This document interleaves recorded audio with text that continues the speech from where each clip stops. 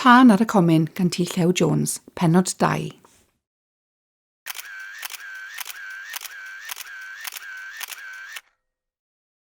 Roedd hi'n ddydd glân pam ddihinodd Tim Boswell. Edrychodd at wely ei dadcu. Roedd yr hen ŵr wedi tynnu'r dilla dros ei ben, ac nid oedd dim ond ei wallt brythlwyd yn y golwg. Ond edrychai fel pe bai'n cysgu'n dawel. Cododd Tim ac agorodd y drws. Daeth sŵn yr afon yn uchel i'w glistiau cyn gynted ac arroddodd ei ben allan. Ond roedd y glaw wedi cilio ac roedd yr haul yn ceisio dod i'r golwg y tu ôl i'r cymylau. Neidiodd oedd ei ar y step i'r llawr. Yna safodd yn stond. Roedd yr hen gaseg yn pori ar lan yr afon ac yn ei hymyl, yn goesau i gyd, roedd yr ebol bach delaf a welsau yn ei fyw. Neidiodd i fyny ar y siafft ac i mewn i'r garafan. Tynnodd y dillad oddi ar wyneb ei dadcu mwyn dweud y newydd da am yr ebol wrtho. Edrychodd ar ei wyneb. Roedd e'n llwyd a difywyd fel clai oer. Gwyddai rywsut ar unwaith ei fod wedi marw, nad oedd eriod wedi edrych ar gorff marw o'r blaen. Am amser, eisteddodd ar wely ei dadcu, yn edrych i lawr ar yr wyneb annwyl. Y wyneb oedd yn awr wedi dieithro a newid yn llwyr bron. Roedd gan Tim lwmp mawr poenus yn ei wddf, a theimlau fel crio o waelod i galon. Ond ni allai symud chwaith. Ymhen tipyn, dechreuodd feddwl beth oedd yn mynd i ddigwydd iddo ef yn awr. Nid oedd ganddo neb i droi ato ni ofid a'i hiraeth. A beth oedd yn mynd i wneud â chorff ei dadcu? Roedd e wedi clywed yr hen ŵr yn sôn lawer gwaith am hen arfer y Sipsiwn o losgu carafan pan fyddai'r perchenog farw, ac roedd ef ei hunan yn cofio amdani nhw'n llosgu carafan yr hen Amos Lyfel, yr hen ddyn cloff hwnnw ar farf ddir oedd pawb o'r plant ei ofn. Cofiodd fel yr oedd y Sipsiwn wedi gweiddi'n hapus gyda'i gilydd wrth weld y fflamau mawr yn dringo i'r awyr. A oedden nhw wedi llosgu corff Amos Lyfel gyda'r garafan, ond ni allai gofio. Ond rhaid ei bod hefyd, meddyliodd. Ac yn awr, wrth fyfyrio fan honno, cofiodd am ei dadcu yn dweud wrth y hen gyfaill Sol Burton, y byddai ef yn gadael gorchymyn pan fyddai farw, fod y garafan i gael ei llosgu. Ond roedd blynyddoedd ar hynny, ac roedd ei dadcu wedi yfed glased bach yn noson honno. Edrychodd y gwmpas y garafan. Byddai'n rhaid ei llosgu, meddyliodd. Dyna oedd hen arfer y Sipsiwn, a dyna oedd dymuniad ei dadcu. Fe wyddai wrth gwrs fod pobl yn mynd i'r nefoedd ar ôl marw. Roedd Amos Lyfel, mai hen ddyn casodd wedi mynd i'r nefoedd yn noson honno pan losgwyd ei garafan. Roedd y mwg a'r fflamau wedi dringo i fyny i'r awyr, ac mewn rhyw ffordd ryfedd roedd ei ysbryd neu ei enaid wedi mynd i fyny hefyd, gyda'r mwg i'r nefoedd. Ac felly y byddai ei dadcu yn mynd i'r nefoedd wrth losgu ei garafan. Ond beth am nai ef wedyn? Roedd e wedi byw yn ei garafan ers dydd i eni. Pan losgwyd carafan Amos Lyfel, roedd ei blant wedi adeiladu carafan newydd. Ond ni allai ef adeiladu carafan arall iddo hunan? Ysgwydodd ei ben mewn penbleth. Yna cododd ac aeth unwaith eto at y drws a'i agor. Roedd y gaseg yn pori'n dawel a'i hebol newydd yn ei hymyl. Roedd ei dadcu wedi sôn llawer am yr ebol oedd ar fi'n cael ei eni, ac roedd e wedi marw cyn cael ei weld. Yn sydyn, dechreuodd grio fel babi.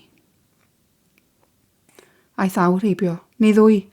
Ni allai Tim ddweud yn iawn, ni allai stopio crio ar ôl dechrau. Bydd rhyw atgof bach am ei dadcu yn gwneud i'r dagrau ail gychwyn rhedeg o hyd. Ni allai feddwl yn glir chwaith, ac ni wyddai beth i wneud. Gwelodd rai teithwyr yn mynd heibio ar hyd y ffordd fawr, ond ni allai ddweud wrth rhini am ei hiraeth a unigrwydd, sipsi oedd e, ac nid oedd Sipsiwn yn sôn am y gofidiau wrth bobl a oedd yn byw mewn tai. Ni allai aros yn y garafan chwaith, gan fod corff ei dadcu yn gorwedd yno, ond nid ei dadcu oedd e bellach, ond rhywbeth distaw diethyr, na allai Tim edrych arno heb deimlo ofn. Treuliodd awr neu ddwy'n gwylio'r ebol bach newydd yn ymarfer i goesau hirion. Roedd y creadur bach yn cryfhau bob awr, a chyn hanner dydd roedd e'n gallu symud o gwmpas yn hwylus. Weithiau, arosai'n llonydd a'i ddwy gos flaen dipyn ar led i edrych ar ryfeddodau'r byd mawr lle roedd e wedi glanio mor sydyn ychydig oriau nghynt. Yr oedd hi'n hanner dydd pan ddechreuodd Tim deimlo eisiau bwyd. Aeth hi mewn i'r garafan ac i'r cwpwrdd bach lle gadwyd at ci, tipyn o fara, cig a chaws. Dim ond crystyn o fara sych a darn o gaws oedd ynddo. Byddai'n rhaid iddo brynu rhagor, meddyliodd, ond byddai'n rhaid iddo gael arian cyn gwneud hynny. Nid oedd ganddo ef ddimau goch. Gwyddai fod arian ymhoced ei dad ci, ond ni allai feddwl am fynd trwy ddillad y corff distaw ar y gwely. Yna cofiodd am y basgedi gwiail. Roedd 7 ohonynt yn hongian wrth dôr garafan yn y gornel bellaf. Ef a'i dad ci oedd wedi ei gwneud 3 diwrnod ynghynt. Tynnodd bedair ohonynt lawr. Roedd y gwiail plethedig yn edrych yn wyn ac yn newydd. Penderfynodd fynd allan o gwmpas y ffermydd yn yr ardal i'w gwerthu mwyn cael tipyn o arian i brynu rhywbeth o fwyta. Neu falle bydde rhyw ffermwraig garedig yn rhoi tipyn o fwyd iddo, fe ddigwyddai hynny weithiau. Aeth allan o'r garafan a'r basgedi ar ei fraich. Clodd ddrws y garafan. Edrychodd unwaith ar y gaseg ar ebol. Byddai rhaid ei gadael, meddyliodd. Nid oedd yn gofidio y byddai dim yn digwydd iddynt. Gwyddai y byddai'r hen gaseg yn ddig iawn wrth unrhyw un a'i ddwy'n agos at yr ebol. Yna, cychwynodd ar ei daith. Fe deimlai'n well am fod ganddo nawr rhywbeth i'w wneud. Gwerthodd fasged yn y tŷ cyntaf i ddynes a golwg garedig arni. Roddodd y 3 swllt a gafodd yn ddiogel yn ei boced. Nes i lawr yn y pentre, daeth at y siop, aeth i mewn. Nid oedd neb yn y siop, ond dyn tal a phen moel a ffedo gwen o'i flaen. Wel, meddai, beth wyt ti eisiau? Ni ddywedodd Tim ar unwaith ei fod am brynu rhywbeth i fwyta. Roedd ei dad ci wedi ei ddysgu geisio gwerthu ei nwyddau ei hunan yn gyntaf bob amser. Ydych chi am brynu'r basgedi mae i werthu yn y siop? Gyfynodd. Chwarddodd y siopwr braidd yn wawdlyd. Dim diolch, meddai. A nawr, os nad wyt ti am brynu rhywbeth, bant a thi, dim hwsmeriad i ddim yn hoffi gweld sipsiwn o gwmpas y siop yma. Cochodd Tim. Fe deimlai fel cerdded allan o'r siop ar ei sawdl, ond roedd yn rhaid iddo gael rhywbeth i'w fwyta. Rwy eisiau torth, pound o gaws a thyn o gorn beef, meddai. Edrychodd y siopwr yn ddrwg dybus. Sgen ti arian? Tynnodd Tim y 3 swllt o'i boced a'i dal ar dor ei law agored i'r siopwr gael ei gweld. Daeth hanner gwên dros wyneb y siopwr tal. Cofiodd yn sydyn am y dorth dridiau oed oedd ganddo o dan y cownter. Roedd e wedi credu'n siŵr y byddai rhaid iddo ei rhoid yr ieir, ond nawr fe allai ei gwerthu'r sipsi. Tynnodd y dorth sych allan o dan y cownter a'i lapio mewn darn o bapur newydd. Pound o gaws, ddwedais di? Aeth at y cosyn mawr a safau ar gornel bella'r cownter a thorodd darn ohono. Lapiodd hwnnw hefyd mewn dalen o bapur newydd yna rhoddodd ef ar y dafol a'i bwyso.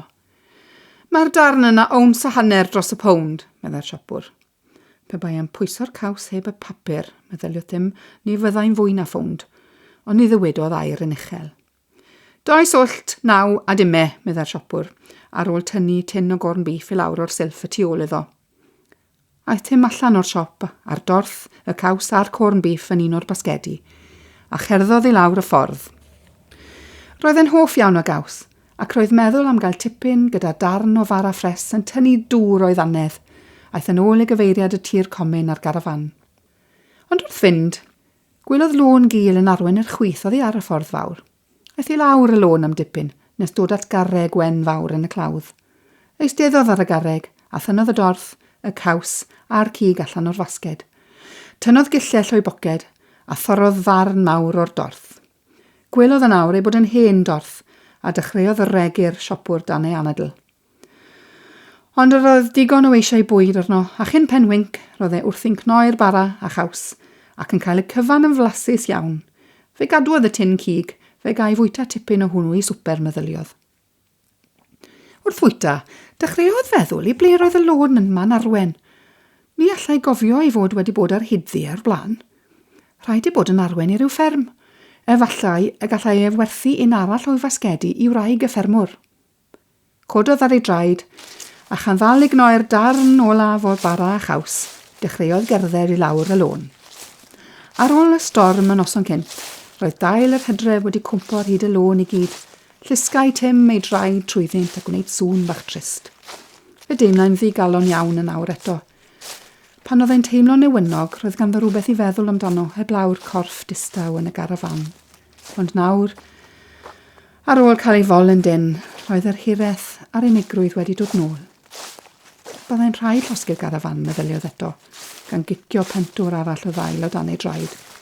Roedd ei datcu annwl a oedd wedi bod mor garedig tuag ato, yn heiddi cael munud nefodd at yr hen amos lyfel a'r sipsiwn eraill i gyd. Felly yr unig beth yw benderfynu yn awr oedd pryd i losgi'r garafan. Daeth at dro yn y lôn, ac o'i flaen gallai weld hen ffermdy mawr yn sefyll yng nghanol coed deri uchel. Yr oedd clwyd y clos ar agor, a tym drwyddi.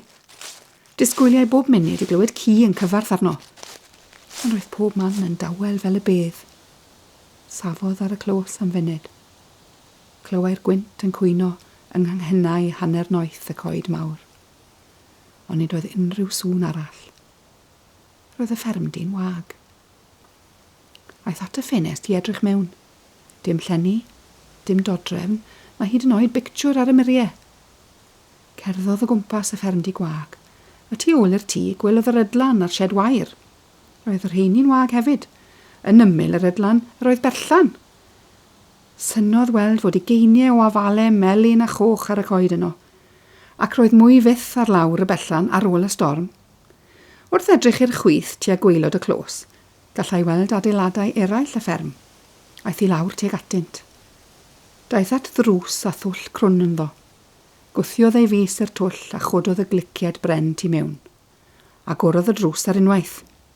Gwelodd ei fod yn y beidi, ond nid oedd buwch na dim arall ynddo. Wedyn, daeth at y deilad uwch na'r beidi. Roedd twll crwn yn drws hwnnw hefyd. Pan agorodd y drws, fe cafodd ei hun mewn ysgubor, lle roedd ychydig o wellt sych ar y llawr. Yr oedd grisiau'n arwen o'r sgubor i fyny i ryw fath o storws. Aeth i fyny'r grisiau. Gwelodd lygoden fawr yn gwibio ar draws y llawr i'w thwll yng nghornel pellaf y storws, aeth ias trwyddo.